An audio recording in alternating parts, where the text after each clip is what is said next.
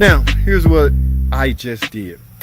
This car came in with no start. Alright, JT, put a start on it. What do you mean put a start? It won't start. Can I at least diagnose it? No, it's already been diagnosed. Just put a start on it. Alright, well, I did what I was told. This is the old starter, by the way. This is the starter that come off of, as you can see, it's fairly new. I mean, it's a car quest, but now y'all know I'm an OEM guy. Let me show y'all something. Let me let the car up. Y'all know I'm an OEM guy, right? But it's really no big deal when it comes to starters, okay? Now, let me get the car up and show y'all what I'm talking about. All right, so I guess it was re-diagnosed by somebody else. Well, anyway, I just put this in, right? This, ladies and gentlemen, is a OEM Mopar starter, right? This is the real deal, but I don't think that matters in this case.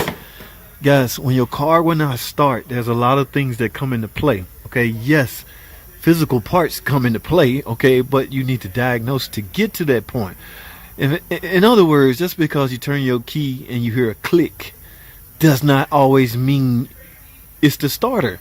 It's time to diagnose the car, guys. Throwing parts at things is a big waste of money, and it can be expensive, okay? Number one, when I pull this out, the wire that connects to the solenoid was flimsy, loose. The bolt that holds the heavy gauge wire from the battery to the starter solenoid was where's my starter, was flimsy. Let me show y'all this. This is the old, matter of fact, they go on the core back. This bolt right here, this almost like plastic. I don't know, I refuse to reuse this little flimsy bolt, okay? Now, forget all of that. Not only that, now remember, when you do a starter, you have to disconnect the battery, right? So let me show y'all what is going on with this car. I made sure all the connections are on point. This bolt is a real bolt, starter bolt, and my solenoid connector is, I made sure the contacts are there on point, secure. All right, sometimes you got to close it in a little bit so it's snug real good, the terminal. All right, now let me let this car down. See, I still got to put all this stuff back on. Show y'all what's going on with this car. Hold tight.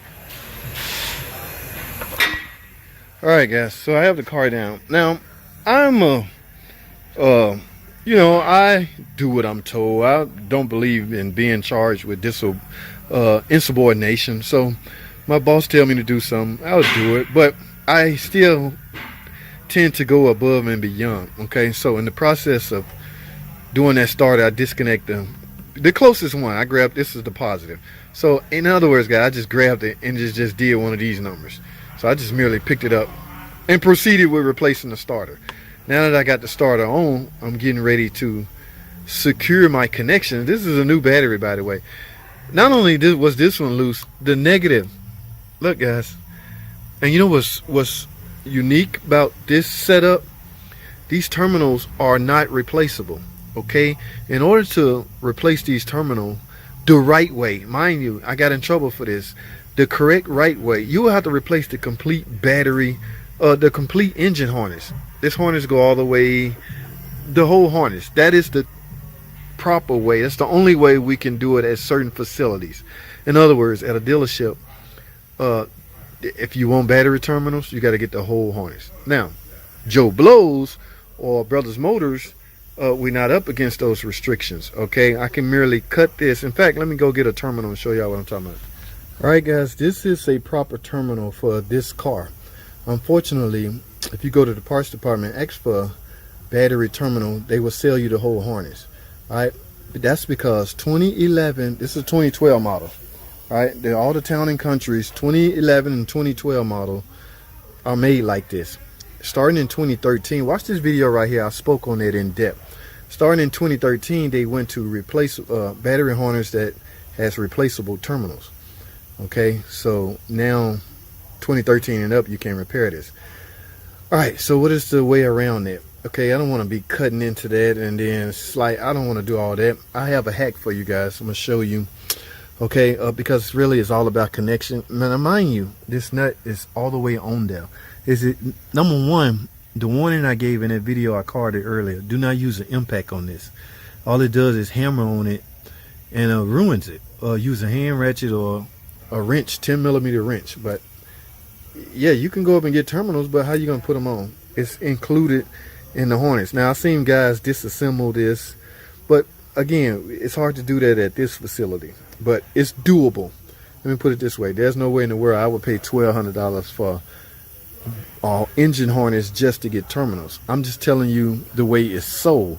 Don't bite the messenger, or don't fight the messenger. Okay, now let's get to what because I refuse to get this van back to the guy.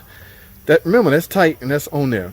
He's still gonna do that. That's likely what's his problem in the first place. I don't know why we're just doing starters, but I don't want my subscribers to make this mistake.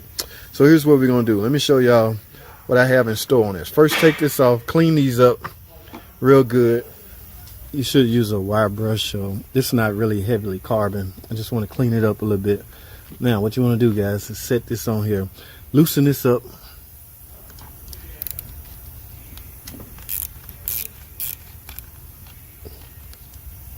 Now what you want to do is set this on here nice and snug. Grab you a socket that can go around this terminal like such. Okay, now what you want to do, the goal here is to seat this as deep as possible. Take your hammer, small hammer, and just tap. Look how far down I went. All right, that is nice and snug, guys. So when I tighten this up, it's going to bite it down some more. All right, let's do this other one the same way. See, it won't go all the way down if you just hand tighten it. So by pushing it down further, yeah, we nice and snug. Now you can proceed to tighten it.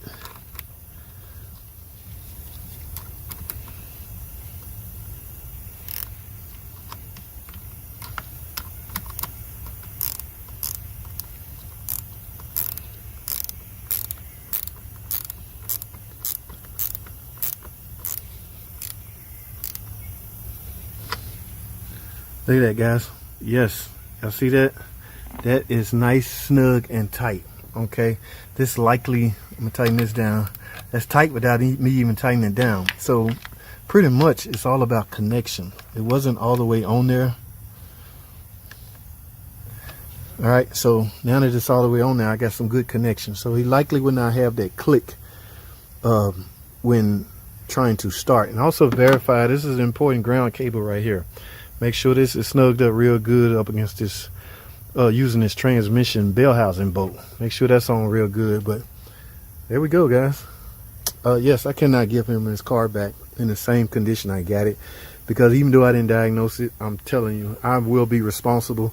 If he called back tomorrow and said, my car still ain't starting, I will get criticized. My image will be tarnished. And I just not up for all that when I can visibly see. But some wise guy said, I know what it is. It's the starter. Was this CarQuest starter bad? I guess we'll never know, because I'm not going to bother testing it. But it's got a new OEM on there now, guys. That's all I have, man. I just want to give y'all a heads up on this. That's all I have. Thanks for watching.